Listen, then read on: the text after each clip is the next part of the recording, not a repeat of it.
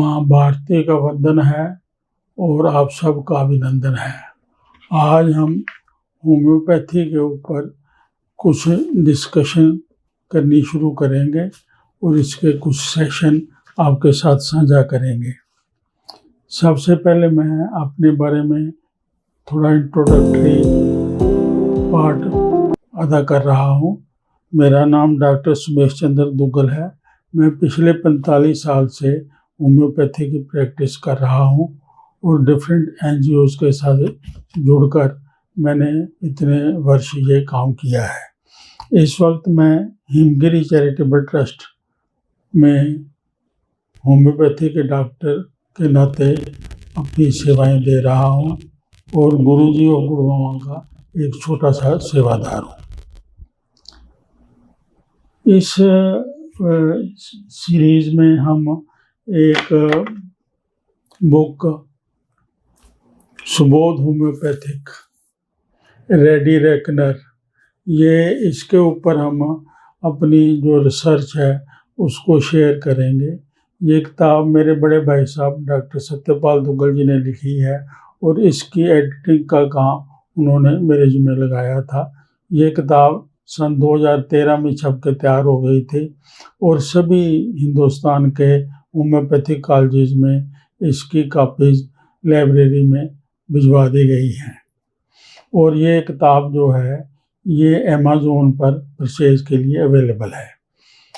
इस तरह ये जो सेशन होम्योपैथी का हमने शेयर करने हैं, इसमें 2 फंडामेंटल किताबों की ज़रूरत आप सबको पड़ेगी जो आप एंड्रॉयड में प्ले स्टोर से डाउनलोड कर सकते हैं। एक तो बोरक का मटीरिया मेडिका, ये आप सब ने प्ले स्टोर से डाउनलोड कर लेनी है।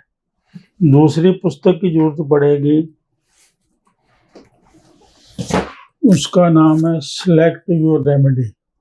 सेलेक्ट योर रेमेडी ये किताब आपने प्ले स्टोर से डाउनलोड कर लेनी है। तो जब ये सारा आप डाउनलोड कर लेंगे तो हम इस चर्चा को और भी अच्छे तरीके से आपके साथ शेयर कर सकेंगे।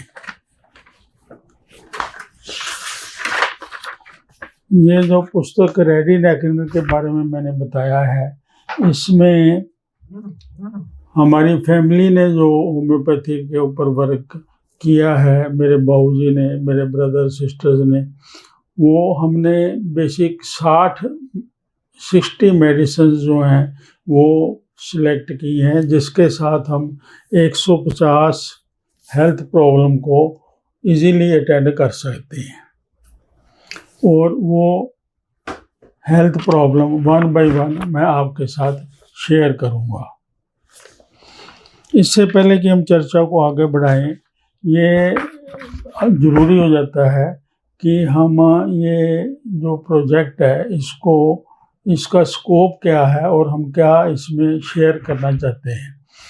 तो बेसिक बात तो ये है कि मेरे को ये होम्योपैथी का जो एज हॉबी इंटरेस्ट क्रिएट हुआ, उस वक्त मैं 7वीं 8वीं क्लास में पढ़ता था। तो एक बार मेरे को टाइफाइड का बुखार हो गया, डॉक्टर के पास दवाई लेने गए। डॉक्टर ने कुछ भी नहीं पूछा, जाते ही वो दवाई दे दी। कुछ एंटीबायोटिक थे, कुछ एंटी एलर्जी, कुछ विटामिन, इस तरह का। ये नहीं पूछा कितना बुखार है, कब होता है, क्या प्रॉब्लम है।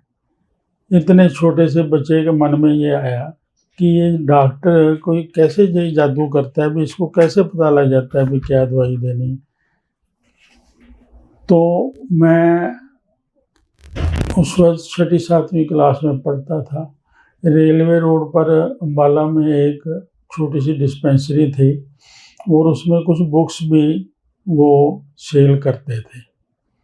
मैंने जाके वहाँ दुकान से एक छोटी सी किताब सिलेक्ट की जिसको मैं हिंदी में पढ़ सकता था।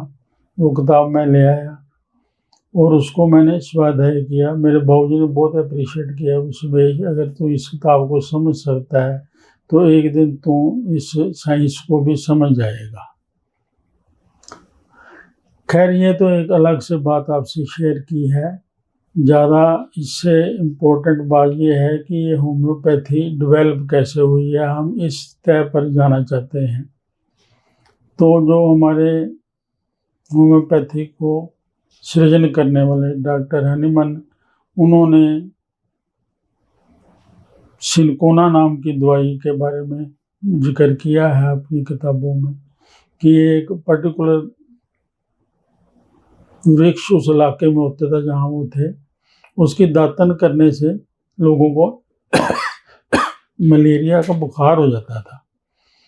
तो वो बेसिक बड़े हाई लेवल के डॉक्टर थे, उस ज़माने में MBBS MD किए हुए थे। तो उनको ये इंट्यूशन हुआ कि ये जो सिनकोना जिसकी दातन करते हैं, हो ना हो इसी में इसका इलाज छुपा हुआ हो। तो उन्होंने उसका मदर टिंचर डेवलप किया, उसको उबाल के, उसको डिस्टिल करके और उसका प्रयोग किया, तो उससे मलेरिया बुखार ठीक होना शुरू हो गया। तो यहाँ से सिद्धांत बना है, सिमिलर की दवाई है, जिससे जो रोग होता है उसी से वो रोग ठीक भी होता है। पानी की मारी हुई खेती पानी से हरी हो जाती है। तो